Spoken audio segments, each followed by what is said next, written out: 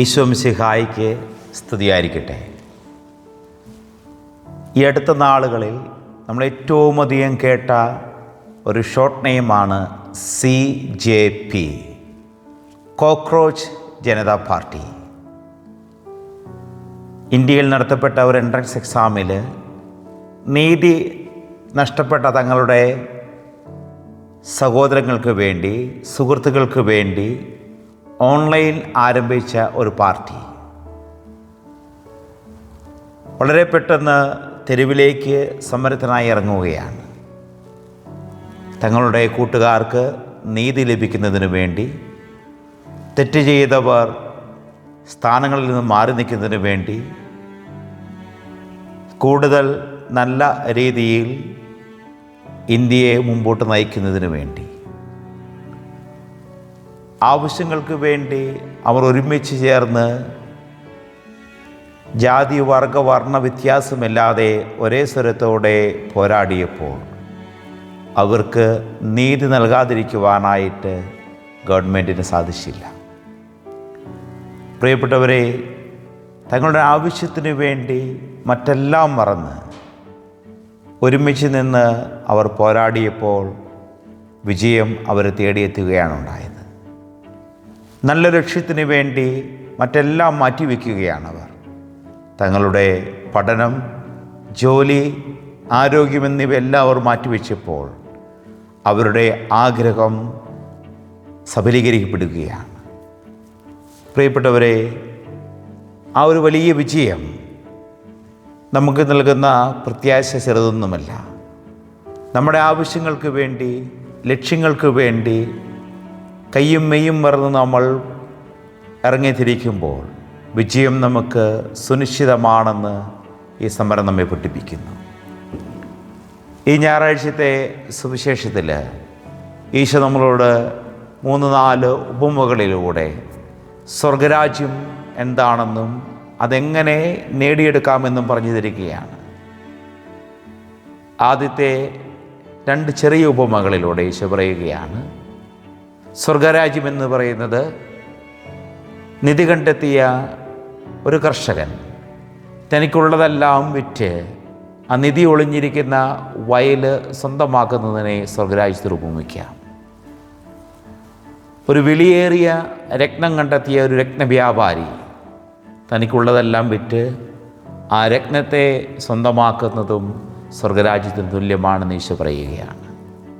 പ്രിയപ്പെട്ടവരെ, ഈ 2 നിധികളും അമൂല്യമായതാണെന്ന് ആ കർഷകനും വ്യാപാരിക്കും അറിയാവുന്നത് കൊണ്ടാണ് തനിക്കുള്ളതെല്ലാം വിറ്റ് അവരതിനെ സ്വന്തമാക്കിയത്.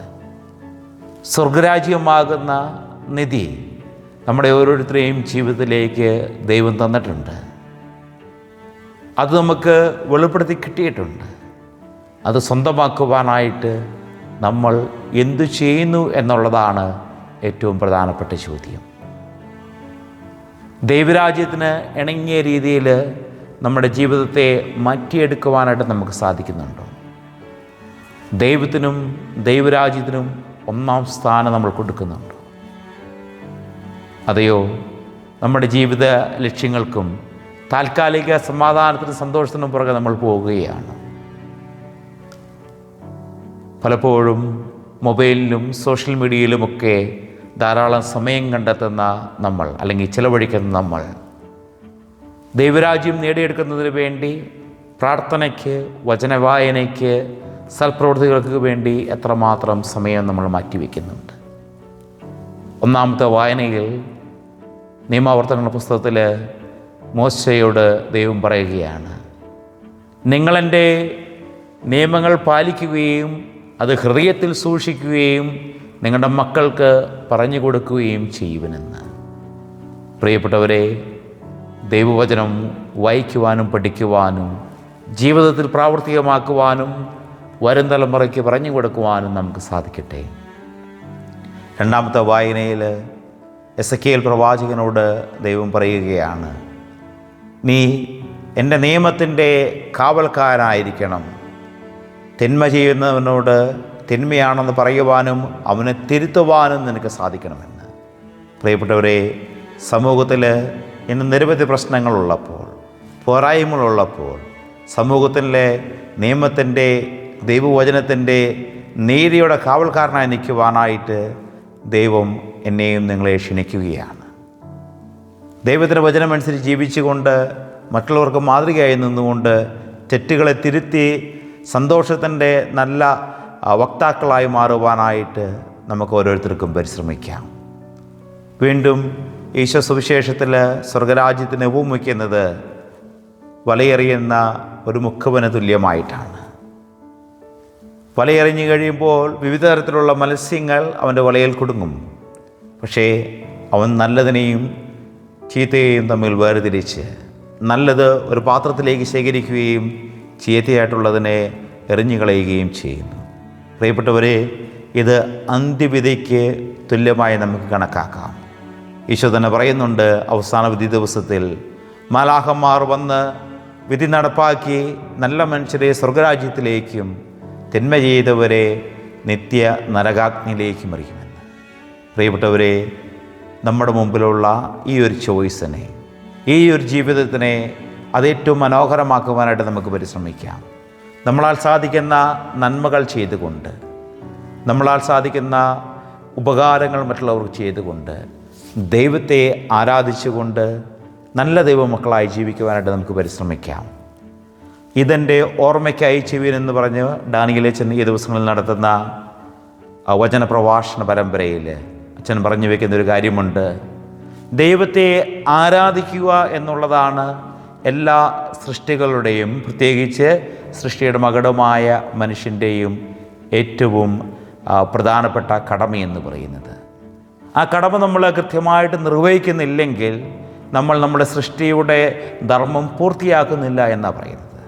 പ്രിയപ്പെട്ടവരെ, പൂർണ്ണ ആത്മാവോടും പൂർണ്ണ ഹൃദയത്തോടും പൂർണ്ണ മനസ്സോടും പൂർണ്ണ ഹൃദയത്തോടും കൂടി ദൈവത്തെ ആരാധിക്കുവാനും ദൈവ പൈതലിൻ്റെ ചൈതന്യത്തോടെ ജീവിച്ചുകൊണ്ട് മറ്റുള്ളവർക്ക് നല്ല മാതൃകയായി തീരുവാനും നമുക്ക് പരിശ്രമിക്കാം.